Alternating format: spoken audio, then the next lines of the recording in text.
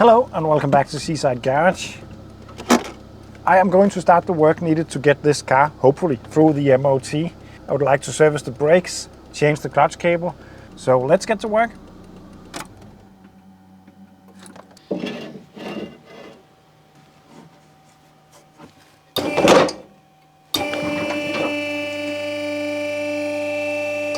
If you follow my Instagram account, you'll probably notice that I have made quite a lot of posts about this car because I really like it.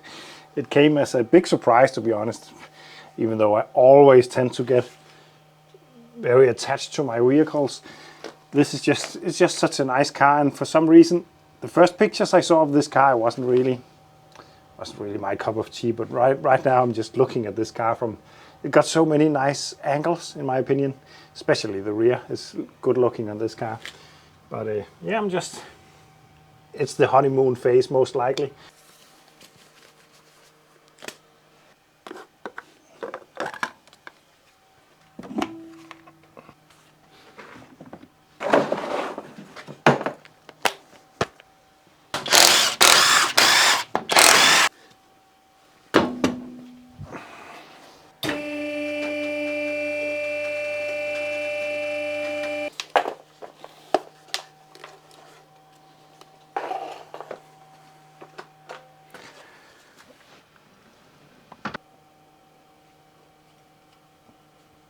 I'm going to change the discs and the pads. If I were only to change the pads, I should just open up the lower one and swivel the entire caliper upwards and then change the pads.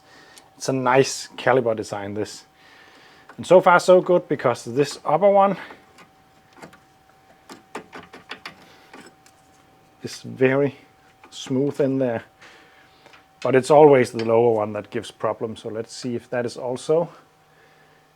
I want to re-grease them, but I really hope they are not stuck.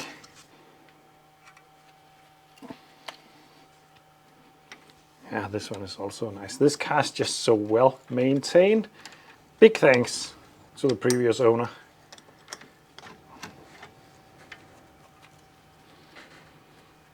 The pads are worn. They are not bad either.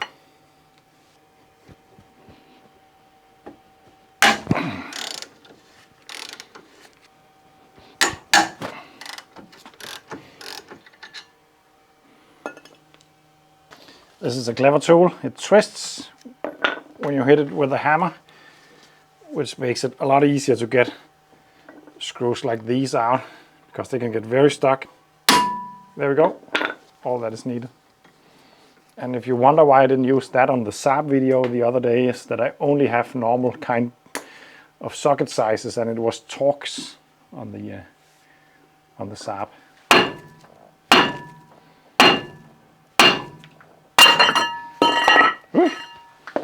I was kind of stuck. And the reason why I want to change these are that they are just on the limit of their life. They could have maybe been used a little bit, but now that I changed the pads, it's a good idea to just change the discs also. And they were incredibly cheap.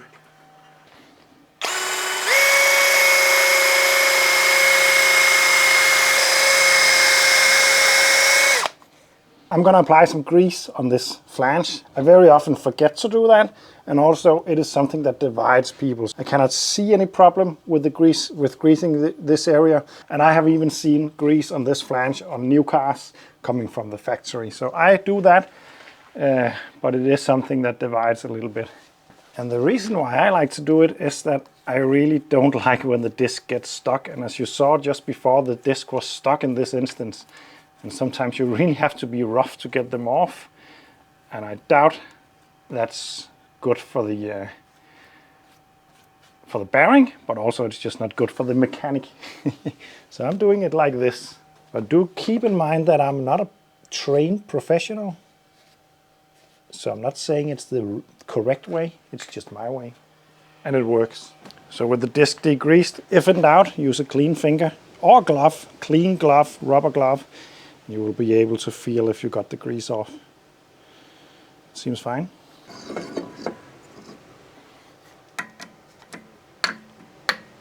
Just a slight tap. There we go.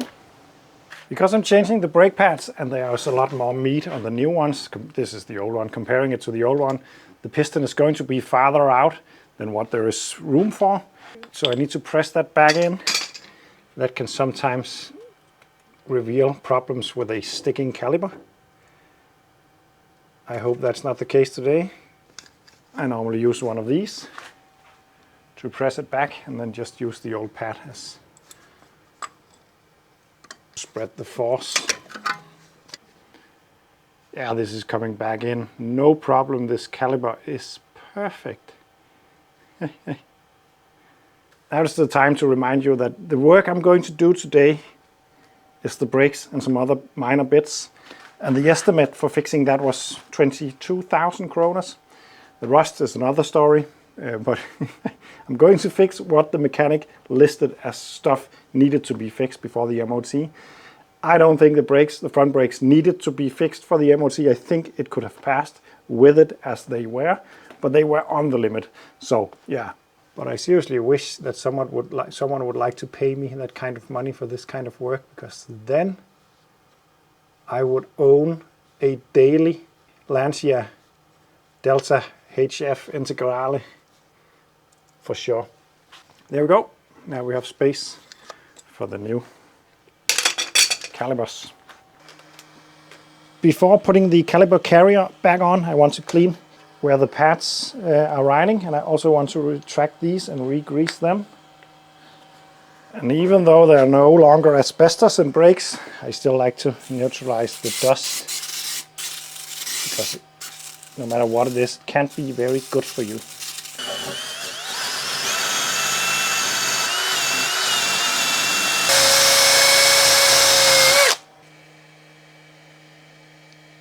They are just perfect. They just need some fresh grease and then they will be good to go for a long time. So I'm gonna grease these up. You don't want to use too much of this because that can actually be a problem. And you don't want anything on the edge, because then you will suddenly have some grease trapped back there and it won't be able to go all the way down. And this should be good enough. And then slide this one back in. And get the gasket on also. And then I'm also going to grease up the points where the pads will lie. Then that's ready for reinstallment. I'm just going to use a tiny amount of thread locker on the bolts for that. And then I'm going to torque them to spec. There we go.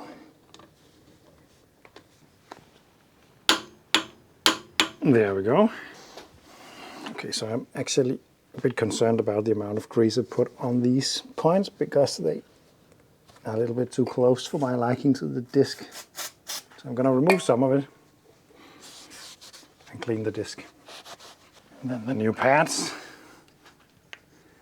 They got anti-rattle plates on the back, so I don't need to grease them. And then I can install the caliper again using fresh new bolts with Loctite on them.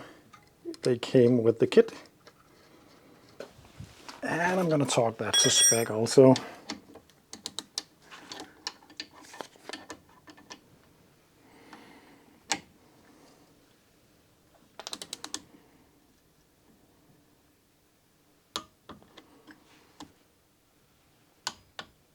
There we go. So this is one side done. The last thing I want to do is to make sure that I can open the bleach screw, because even though I don't need to, I would like to change the brake fluid on this one, because I have no idea when it was done last. And it seems to be something that is quite neglected in Denmark, at least.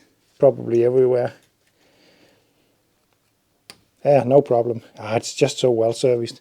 But this is it. That's it for that side. And now comes the rear brakes, and I honestly don't think I'm going to do much back here, because I did take a look at them last time. I need to check the other side also, of course, but everything looked nice in there. I just need to make sure that the brake cylinder is free to move on both sides, and that the handbrake adjustment mechanism is working. I mentioned that the handbrake isn't great, but it is working. I think it's good enough for the MOT. But it could be that the adjuster is a bit stuck. It could also just mean that it needs to work a little bit more.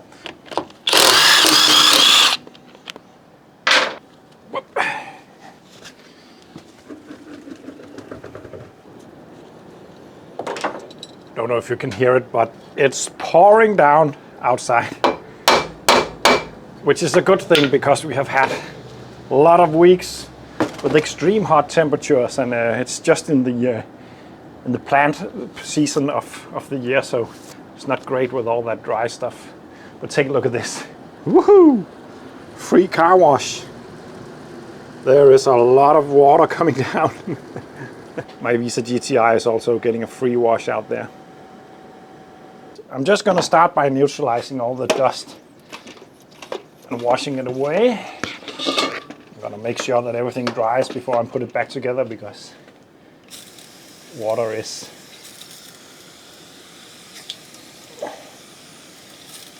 what makes everything live, and also what makes a lot of stuff die. But everything looks really nice in here. And as mentioned, all I really want to do is to check that these are not stuck. Just make sure that they can move in. Yeah, no problem.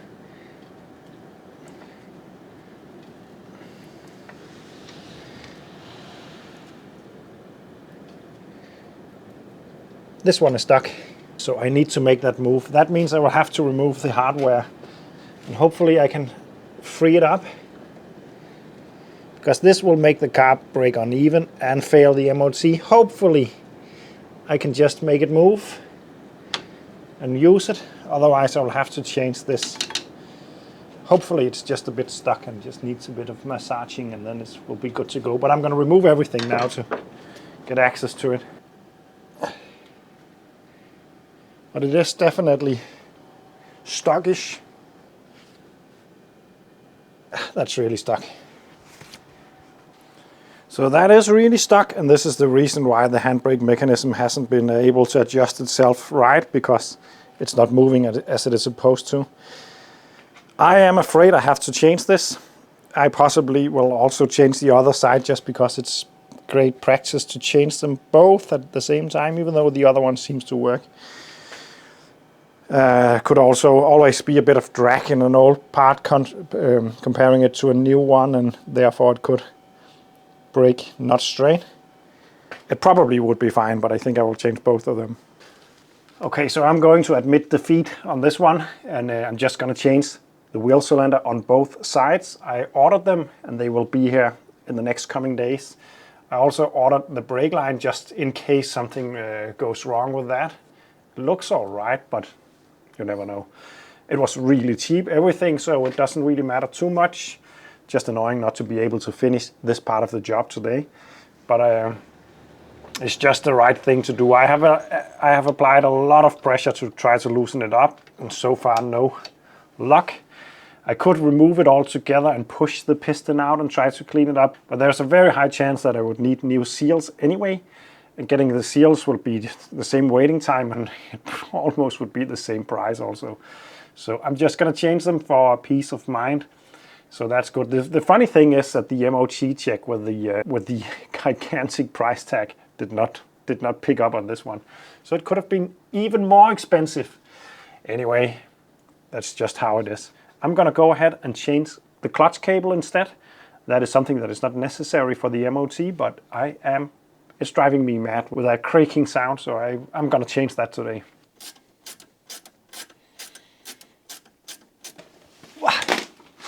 Oh, there's actually an engine cover on this still. That's rarely for me to see. Many cars had them, but very few have them after 30 years.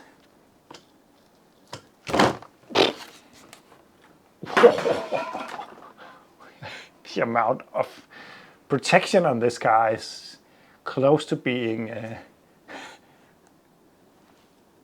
too much, if that's even possible. So we have the clutch cable right up there. Then it runs above this air ducting and then down again over here. So it makes quite a sharp turn up and over. And I do believe it would be way better just to go below that one. I don't know if it's meant to be, but as you can see up there, if you can see it, I don't know. But it is coming in at an angle to the bracket, which is the reason why it's making that noise, I think. But just to show you the amount of undercarriage protection this car has gotten, it's crazy. It's really nice because they are known to rust, and this is the reason why it's not gone. But it's really disgusting to work on, because just one touch of this kind of stuff and you will just be struggling to get it off. I would not be surprised to find a clean air filter in here. Let's just see.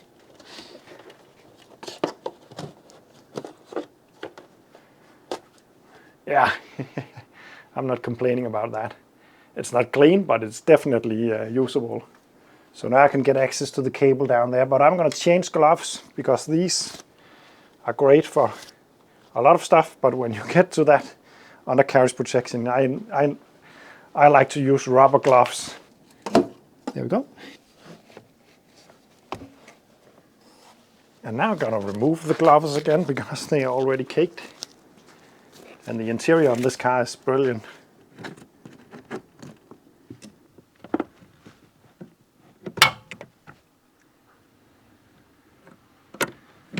There we go. I should be able to withdraw it from underneath the car now.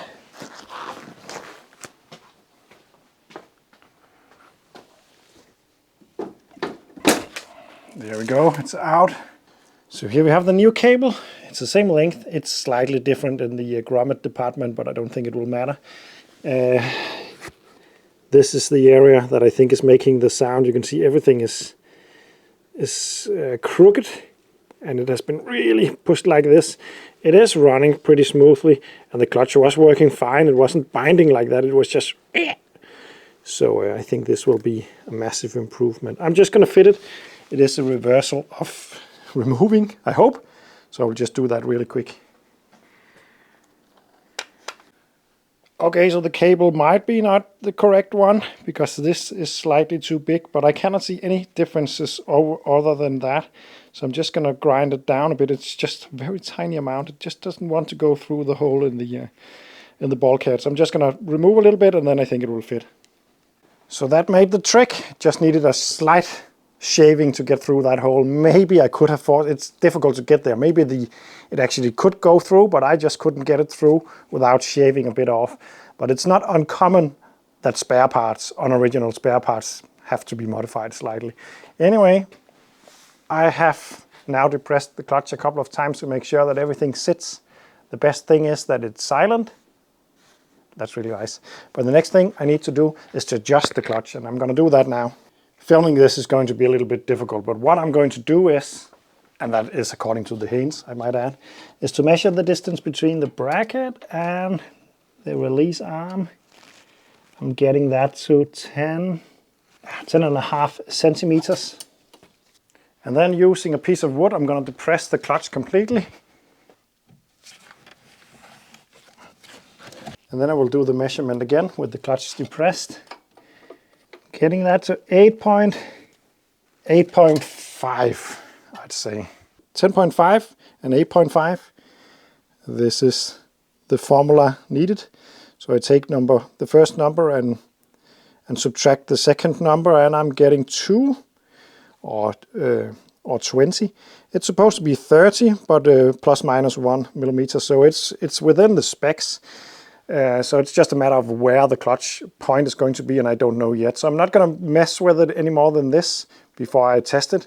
And then I can do some fine adjustment. Maybe the cable will even stretch a little bit after the first few drives. So it should be good enough for now. There we go, the air filter is back on and the clutch cable is changed. I hope it will be noise-free. And I also hope that the clutch point is at a better point, but maybe that's just me. But this is all for now. In the next video, I will hopefully fix the rear brakes, change the brake fluid, and start the rust repairs. Oh, and fix the leaking power steering.